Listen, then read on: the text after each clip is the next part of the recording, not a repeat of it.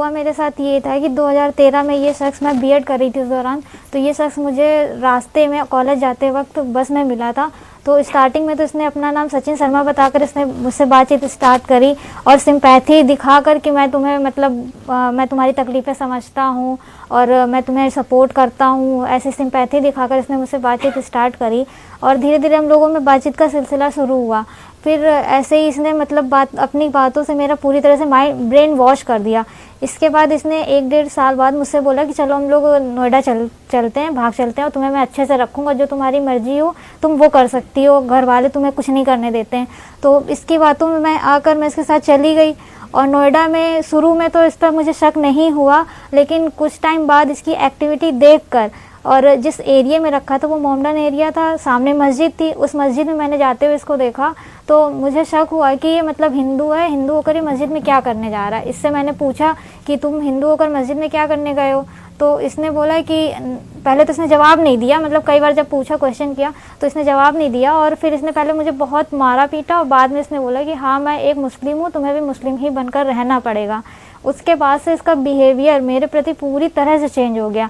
हमेशा मारपीट करता था और कई बार इसने मुझे नॉनवेज खिलाया और बाद में बोलता था तुम मुस्लिम हो गई हो, मैंने तुम्हें गाय का मीट खिला दिया है, भैंसे का मीट खिला दिया है। एक बार तो हद तब हो गई कि जब इसने उस मस्जिद के मौलवी को मेरे पास लेकर आया और बोला तुम्हें इनके साथ संबंध बनाना है, इन्हें खुश करना है। तो वहाँ पर और भी लोग रहते थे उसी मकान में। जब उन लोगों का आना जाना हुआ किसी तरह और मौलवी साहब के भी नमाज का टाइम हुआ तो वो चले गए, किसी तरह मैंने अपनी इज्जत बचाई।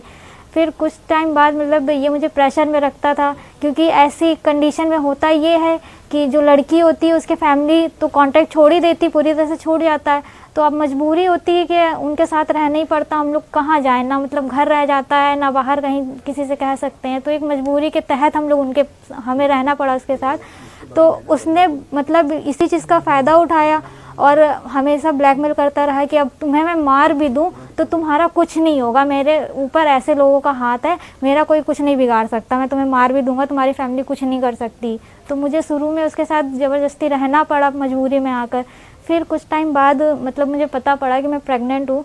तो इसने तो पहले स्टार्टिंग में मना किया, इसने अबॉर्शन कराने की कोशिश की। फिर इसने अपने कुछ मिलने वालों से इसने मेरा वो अल्ट्रासाउंड कराया, उसमें पता पड़ा कि मुझे एक बेटी है। तो इसने बोला कि हाँ चलो ठीक है, आगे चलकर ये बेटी भी काम आएगी। तो उसी तहत जब मुझे बेटी हुई, बेटी मेरे साथ 1-2 महीने रही। इसके बाद इसने बहाने से मेरी बेटी को वापस कानपुर अपने घर मछरिया घर वालों के पास भेज दिया और उस बेटी को लेकर ये हमेशा ब्लैकमेल करता रहा कि अगर तुम मेरे साथ नहीं रहोगी तो तुम्हारी बेटी को मार दूंगा और तुम्हें रहना ही पड़ेगा। तो उसी बेटी की जान बचाने के तहत मुझे उसके साथ रहना पड़ा। फिर किसी ने जब मेरा भी माइंड पूरी तरह चेंज हो गया था, पता नहीं ये क्या चीज़ मुझे खिलाता था, कोई जड़ी बूटी देता था, तो मुझे समझ में नहीं आता तो मैं क्या करूँ। और मुझे भी यही लगा कि मजबूरी है, अब कोई सुनने वाला है नहीं, मैं कहाँ जाऊँ। तो मैंने भी सोचा जब मुझे यहीं रहना है तो मैंने सोचा कि इसको अपनी बातों में लिया, इसको विश्वास दिलाया कि हाँ मैं पूरी तरह चेंज हो गई, तुम्हारे साथ रहने को तैयार हूँ।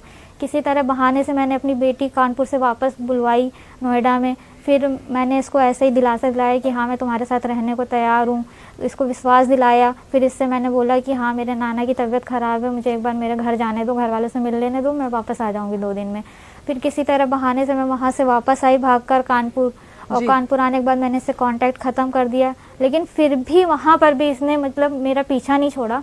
ये वापस से कानपुर आया कुछ टाइम बाद, फिर इसने मुझे ब्लैकमेल करना शुरू किया कि तुम्हारी बेटी को उठा ले जाऊँगा, तुम्हारे भाई को मार दूँगा, तुम्हारी फैमिली को मार दूँगा, मेरे साथ रहो चलकर।